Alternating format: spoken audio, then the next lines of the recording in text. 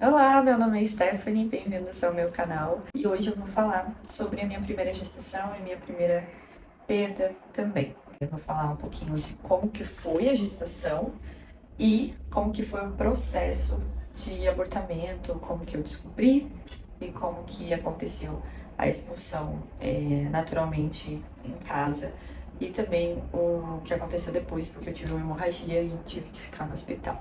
Então, vou falar sobre essa parte do meu histórico agora. Eu gravei já um vídeo contando todo o meu relato até aqui, porque o que eu vou contar hoje aconteceu em julho de 2022. Então, foi a minha primeira perda. Eu já tive uma segunda perda também em outubro de 2023. E estou investigando agora. Então, já expliquei essa parte no vídeo anterior com mais detalhes. E agora vou explicar só sobre a gestação da Aurora, nosso primeiro anjo.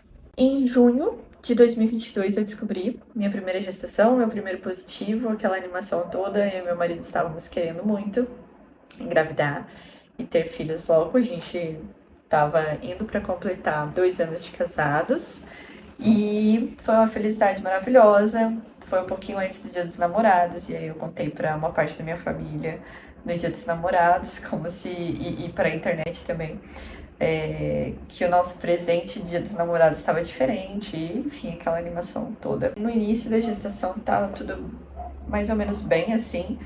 Eu tinha um pouco de cólica, um pouquinho de sangramento, uma borra de café de vez em quando, mas a médica que eu consegui consultar, que eu não tinha uma ginecologista, um obstetra para chamar de meu, né? Mas eu tava olhando pro lugar errado, vocês me perdoem. É o costume de olhar pra mim em vez de olhar pra câmera.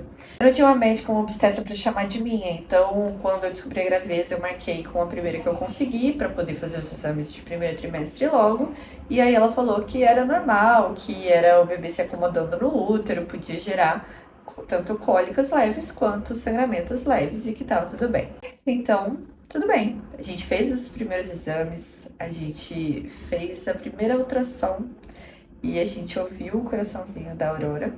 Essa parte é chata porque a ultrassonografista não deixou a gente gravar.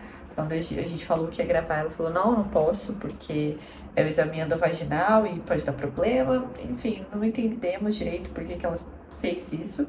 Falou dessa forma porque meu marido ia gravar o monitor. Literalmente, ele estava sentado do meu lado. Então não tinha muito risco, ela não ia ser processada por nada, ele era meu marido, eu tava deixando filmar. Mas enfim, e aí a gente não tem a gravação do coraçãozinho da Aurora. E aí foi passando o tempo, a gente fez sexagem fetal, porque a gente tava muito animado e queria saber logo se era menino ou menina. E eu sempre quis ser mãe de menina, então a gente tava animadíssimos. E veio a Aurora, uma menininha, a gente fez chá revelação pra família, pros amigos. E um pouco depois do chá revelação, foi uma semana, eu acho, depois, eu comecei a ter uma piora do sangramento que estava ocasional, com uma borrinha leve, começou a aumentar de volume e de ficar um pouco mais viva aquela coloração que era uma borrinha de café, começou a ficar avermelhado, até que ficou vermelho vivo, de sair sangue no papel, de pingar no vaso. Gente, enquanto eu editava esse vídeo, eu lembrei de uma coisa. No chá revelação, eu estava passando mal, comecei a ter febre, tava assim, bem cansada. E aí, depois do chá, foi no sábado, no domingo a gente fez teste pra Covid. E a gente estava com Covid, eu e o Andrei, meu marido. E aí, eu passei aquela semana em casa, não tava trabalhando, tava de atestado realmente, porque a gente tava com Covid, tava bem mal. Foi tipo uma gripe muito forte. E aí, foi naquela semana que eu comecei a ter sangramento. Só que, olhando as datas direitinho, não foi por conta da Covid que a gente perdeu a Aurora, porque as datas foram diferentes. O desenvolvimento dela parar foi antes e aí depois que a gente pegou o Covid. Então, não está associado. Isso é importante para a investigação que a gente seguiu depois, porque infecções podem causar abortamentos também. Então, ali não era esse o motivo, tá bom?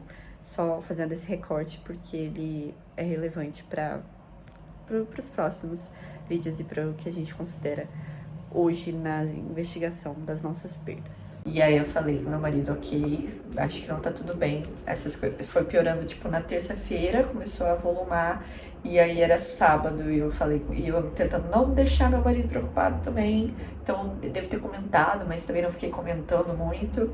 Mas no sábado eu falei com ele, amor, eu acho que a gente precisa ir no hospital, porque acho que não sei se tá tudo bem, porque tá piorando. Aí a gente foi, então, no sábado, até o hospital e a médica encaminhou para ultrassom, né? Ela fez o toque vaginal, falou que o colo do útero estava fechado, isso era bom, mas encaminhou para ultrassonografia. E aí ali era pra gente estar de 10 semanas, se eu não tô enganada. Era pra gente estar de 10 semanas já, porque a sexagem fetal, o resultado saiu, já estava com 9 semanas, era uma semana depois, então a gente estava de 10 semanas e pouca, teoricamente. E aí quando fez a ultrassom, aquele silêncio horroroso, tanto do médico ultrassonografista, quanto de não ouvir um coração, que a gente já tinha ouvido antes. E a única pergunta é, quanto tempo que vocês estão mesmo? E aí você responde 10 semanas. Aí ele fala, olha, tá com tamanho de 8 semanas. E aí o ultrassonografista, ele não ele não bate martelo, ele encaminha de novo para a médica falar a notícia. Aí a médica explicou que realmente não tinha mais batimento cardíaco, que estava com o desenvolvimento de 8 semanas e 6 dias e que não era culpa nossa, não era culpa minha, não tinha nada que eu tivesse feito para causar isso, nem que eu pudesse ter feito para evitar isso. Ela perguntou se a gente tinha alguma dúvida e tal, mas ali na hora a gente não pensou em nada, não conseguiu falar nada, né? E aí ela falou que a gente podia esperar até 30 dias, até um mês, 4 semanas, para ver se o corpo expelia naturalmente, se assim fosse o nosso desejo. Ela deixou também a gente, se quisesse fazer uma curetagem, tem mulheres que preferem. Mas eu sou muito natureba, assim, e preferia deixar meu corpo agir naturalmente e tentar pelo menos ver se as coisas iam pra frente. Isso era sábado, dia 23 de julho, e aí a gente só tinha que esperar agora, o sangramento ia piorar e uma hora ia o corpo expulsar. Ela falou que talvez eu nem percebesse, porque tava muito no iniciozinho, tinha 2 centímetros o embrião, então talvez eu nem reparasse, talvez fosse entre um xixi e outro, e aí eu podia nem perceber, e era para repetir a ultrassom, então dali 30 dias, para ver como é que tava o útero, para ver se tava tudo limpo, para ver se ia precisar da curetagem ou não. Passado uma semana, mais ou menos, no final de semana seguinte, no encontro de família, da família do meu esposo, a gente resolveu se ajudar a voltar para a atividade física, porque eu tinha parado já há muito tempo, tava com a saúde meio ruim nessa época. Então, a gente se juntou para voltar para atividade física. Isso no final de semana. Aí a gente fez atividade física no domingo e na segunda-feira. Por que eu tô comentando isso? Porque eu acho que tem bastante a ver movimentar o corpo com facilitar o corpo a se resolver, porque já não tem mais vida ali e o corpo entende isso. Na verdade, ele passa a entender isso. E quando ele entende que não há mais vida ali, ele precisa entender que ele tem que descamar, e isso é natural. Então, movimentar o corpo, fazer força, pegar peso, ir até a academia, eu acho que ajudou meu corpo a entender que ele precisava liberar também o que ainda estava ali. Então, eu fiz academia no domingo e na segunda-feira. Na segunda-feira à noite, eu já tava indo dormir, já era 10 e pouca, e eu comecei a sentir cólica forte. Foi uma cólica como se fosse menstrual, assim, só que uma cólica forte e ininterrupta. Não fiquei tendo cólica e voltava, ou contração, não tive essa sensação. Posso ter tido contração, mas não era a sensação que eu tinha. A sensação que eu tinha era de uma dor contínua que começou a piorar e começou a me incomodar. Observação, minha família, minha mãe, assim, acha que eu tenho resistência à dor, porque quando eu era criança eu já rompi o tímpano e eu não chorava quando bebê, mas eu não tenho certeza com relação a isso, é difícil ter parâmetro de dor. Então, enfim, eu senti ali uma dor que estava piorando e que estava bem incômoda. E aí eu fui pro banheiro da suíte, meu marido não estava junto nessa hora. E aí eu fui pro banheiro da suíte, meu celular também descarregou nesse momento, porque eu acho que eu fiquei mexendo nele antes de dormir. E aí eu consegui gritar pra ele quando eu tava no banheiro, no vaso, assim, porque eu tava com aquela coisa assim, não sei se isso aqui é dor de quero fazer cocô ou o quê. E consegui chamar ele pra ele pegar o remédio de cólica pra mim, trazer uma água pra eu tomar o remédio logo, porque tava piorando a dor. Isso foi muito rápido, na minha mente foi uma meia hora no máximo, uma hora no máximo. Essa cólica, assim, piorando, uma sensação de dor nas costas também, na lombar, assim. Comecei a ficar agoniada, aí falei assim, vou tomar um banho. Acho que eu vou tomar um banho, comecei a tirar roupa, e aí nessa eu fiquei com ânsia de vômito. Eu me abaixei assim no vaso, né, fiquei de joelhos no chão, puxei o paninho do banheiro, pra não ficar com o joelho no chão, literalmente, né, gelado. Nessa hora que eu tava com ânsia de vômito ali, eu senti uma pressão e um alívio imediato da dor. Foi muito doido, assim, porque eu tava com dores aumentando. Eu lembro de quando eu estava sentada assim no vaso, eu cheguei a pensar, meu Deus, será que isso é um pedaço, uma amostra da dor do que é o parto normal? Porque talvez eu tenha que pensar a respeito disso, porque tá doendo bastante e isso aqui não deve ser nada. Eu lembro que eu cheguei a pensar isso. Foi muito doido porque imediatamente na hora que saiu e eu senti um volume, como se fosse uma bola saindo assim, passou a dor instantaneamente. Meu marido já tinha voltado de ir pegar o remédio.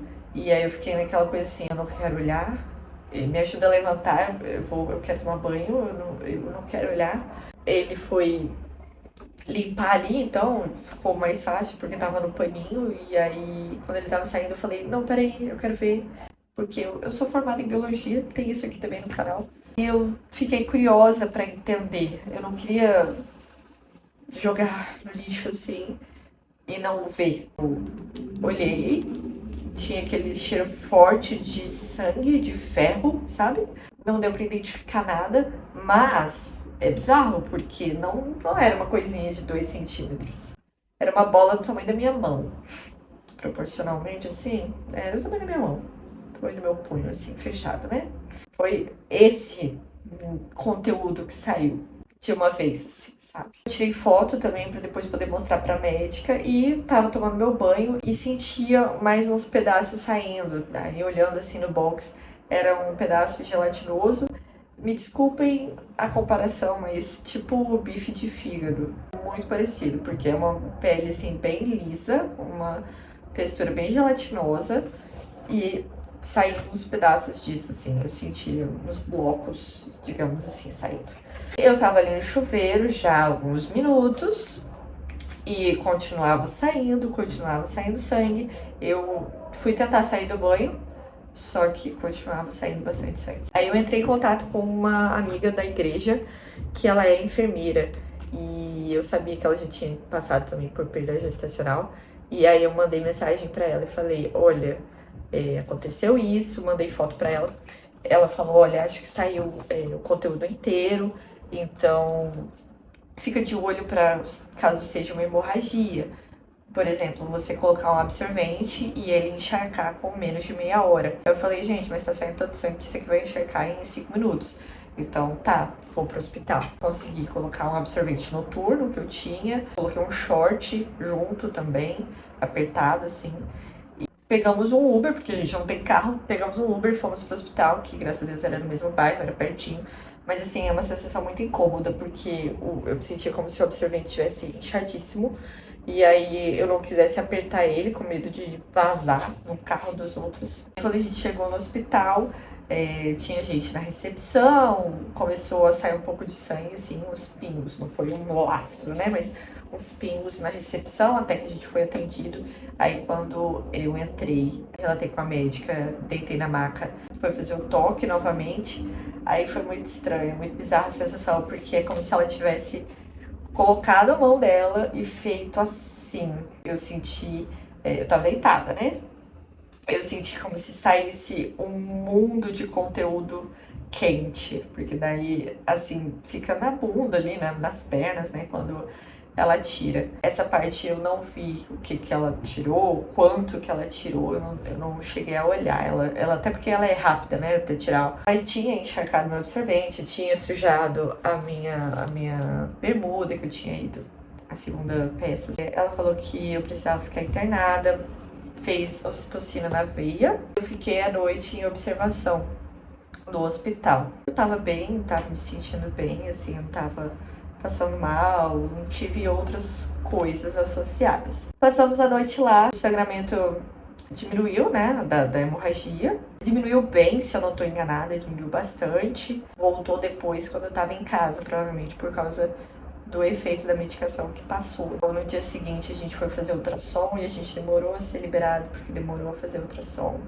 E aí, quando fez ultrassom, mostrou que o útero tava basicamente limpo, tinha alguns focos de sangue ainda, mas que provavelmente iriam sair nos próximos dias, e aí eu precisava repetir aquele ultrassom dali um certo número de dias novamente para bater o martelo de que o útero estava limpo, de que não teve nenhum prejuízo, que não ia ser necessário fazer a curetagem. Esse foi o relato da nossa primeira gestação e da nossa primeira perda gestacional, da nossa Aurorinha, que ficou com a gente mês e meio, uns 45 dias, mas foi muito, muito, muito amada. Deu tempo de eu comprar uma poltrona de amamentação, de eu fazer um chá revelação, ganhar fraldas, ganhar roupas, e a família inteira babar, eu ser altamente mimada por todos. E é isso. Nos próximos vídeos eu falo um pouco mais sobre a segunda perda e como estamos agora. Até o próximo vídeo. Tchau!